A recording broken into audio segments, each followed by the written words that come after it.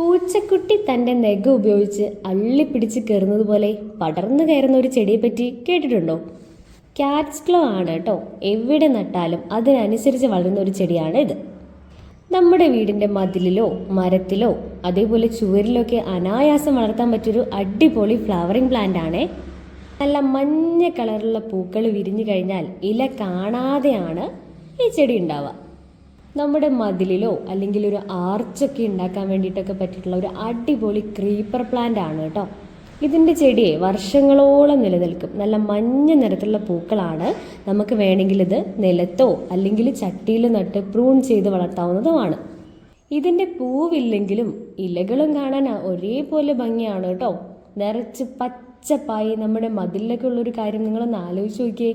നമ്മുടെ ക്യാറ്റ്സ് ക്ലോ പ്ലാന്റിൻ്റെ ഈ ഒരു സൈസുള്ള പ്ലാന്റ്സും ഇതിൻ്റെ ചെറിയ സൈസുള്ള പ്ലാന്റ്സും നമുക്ക് സെയിൽ റെഡിയാണ് കേട്ടോ. അപ്പോൾ പ്ലാന്റ്സ് വേണ്ടവർ എത്രയും പെട്ടെന്ന് താഴെ കാണുന്ന നമ്പറിൽ ഓർഡർ പ്ലേസ് ചെയ്തോളൂ. Happy gardening.